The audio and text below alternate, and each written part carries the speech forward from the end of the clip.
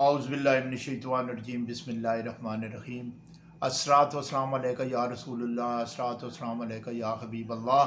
मेरे प्यारे बहनों, भाइयों, बुज़ुर्गों, दोस्तों, अस्सलाम वालेकुम। आज मेरे एक जानने वाले ने मुझे व्हाट्सएप पे मैसेज किया कि हकीम साहब कोई ऐसा नुस्खा बताएं कि ये जो बादी और खूनी बवासीर होती है उसके लिए कोई बेहतरीन और सस्ता इलाज और बड़ा कारामद किस्म का इलाज बताएं। सबसे पहले तो मैं बताता चलूँ कि ये बवासीर होती किस वजह से है, खूनी और बादी में क्या फ़र्क है। बवासीर मैदे की ख़राबी की वजह से, कब्ज़ की वजह से, ये जब कब्ज़ हो जाती है बंदे को पखाना खुल कर नहीं आता, वो ज़ोर लगाता है। जो मसे बने हुए होते हैं अल्लाह ताला ने जो कुदरती पखाने को कंट्रोल करने के लिए रखे हुए होते हैं, उन पे ज़ोर पड़ता है तो वो ज़ख्मी हो जाते हैं या फूल जाते हैं। जब फूल जाते हैं तो उनमें पस पड़ जाती है, ज़ख़म नहीं होते।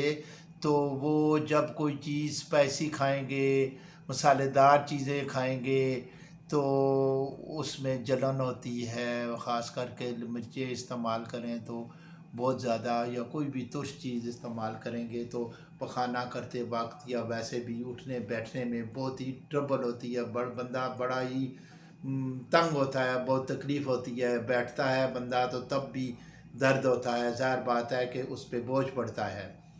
तो जो मस्से फूल जाते हैं उनमें पस, हल्की हल्की पस पड़ जाती है, खून नहीं आता, और उसको हम बादी बवासीर कहते हैं कि मस्से फूल जाना। और उस पर ज़रा भी बहाना करते वक्त बहुत ज़्यादा होता है। आम भी फिर जब वो बवासीर हो जाती है, पाइल्स हो जाती है, तो बंदे को बड़ी तकलीफ़ होती है। और अगर वो बिगड़ कर उसमें से मस्से ज़ख्मी हो जाए और खून आना शुरू हो जाए पखाना करते वक्त, तो उनको कहते हैं खूनी बवासीर, यानी खून का आना, ब्लड का आना शुरू हो जाता है। तो सबसे पहले तो आप अपना मैदे का इलाज करवाएं। ये बहुत लाजमी है कि आपको कब्ज़ ना रहे, उसके लिए इलाज करवाएं। कब्ज़ के लिए मेरा एक वीडियो इस पे मौजूद है, यूट्यूब पे आप देख सकते हैं और इलाज कर सकते हैं बआसानी। बड़ा सस्ता और बड़ा नायाब किस्म का नुस्खा है। नंबर 2, आप इस किस्म की चीज़ें ना खाएं जो स्पाइसी हों, तेज़ मसालादार हों। इन चीज़ों से भी बवासीर हो जाती है, इसका इस्तेमाल कम करें। क्योंकि जब ये चीज़ें इस्तेमाल करते हैं तो मैदे के थ्रू मैदे को भी ये ख़राब करती हैं और कब्ज़ होती है, और उन मसों को ज़ख्मी भी करती हैं। कब्ज़ जब हो जाती है, ज़ोर लगाते हैं तो वो खुश्क होकर पखाना जब आता है तो वो ज़ोर लगता है उन मसों पे, तो वो ज़ख्मी हो जाते हैं, उससे बवासीर हो जाती है, पाइल्स हो जाती है। तो इसके लिए आज मैं बड़ा कीमती और बड़ा नायाब किस्म का नुस्खा आपको मैं बताता चलता हूँ। तो बता देता हूँ, आप आराम से इसे नोट कर लें। सबसे पहले नंबर 1 पे आप ले लें 10 ग्राम सौंफ, 10 ग्राम सतावर, 10 ग्राम कीकर का गूंद, 10 ग्राम फलाई का गूंद, और पांचवी और आखिरी जो चीज़ है वो 10 ग्राम हल्दी लें। हल्दी बेहतरीन किस्म का एंटीबायोटिक है। वो उसको हील करने में, उसको ज़ख़म को भरने में, उन मसों को उनकी पस वस ख़त्म करने में अहम किरदार अदा करती है हल्दी। इसे मामूली मत समझिएगा।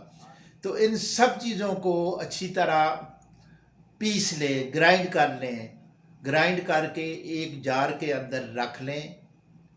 सुबह आप छोटा चमचा, टीस्पून जो है वो आप दूध के साथ ले सकते हैं, पानी के साथ ले सकते हैं। सुबह लें और एक रात को सोते वक्त लें।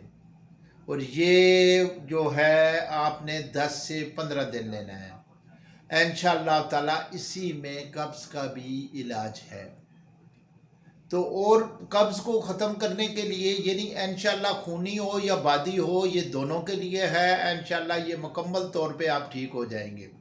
अगर आपको कब्ज़ है तो जवैन जो है ना, छोटी जवैन जो होती है देसी, वो मोटी वाली नहीं, उसको रात को 1 चम्मच पानी में भिगो कर रखें, सुबह छान लें, छान कर वो पानी पिएं।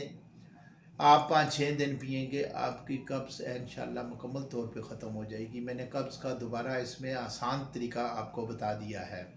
तो मेरे भाइयों बहनों बुज़ुर्गों, ये मेरा जो चैनल है, जो नए बहन भाई आए हैं इस चैनल पे, इसे सब्सक्राइब कर लें, बेल आइकॉन दबा दें, ताकि हर नई आने वाली वीडियो आपके पास बर वक्त पहुँच सके। ज़्यादा से ज़्यादा शेयर करें, लाइक करें और अपने कमेंट से आगाह करें। कोई भी मेडिसिन इस्तेमाल करते हैं उसके रिज़ल्ट से आगाह करें। आप कमेंट्स में लिखें, मैं कमेंट्स पढ़ता हूँ। कोई भी मसला हो तब भी कमेंट्स में आप लिखें। मेरा व्हाट्सएप का नंबर भी इस यूट्यूब पे मौजूद है, आप उस पे भी मैसेज कर सकते हैं। तो इंशाल्लाह मैं बेहतरीन आपको एडवाइस करूँगा।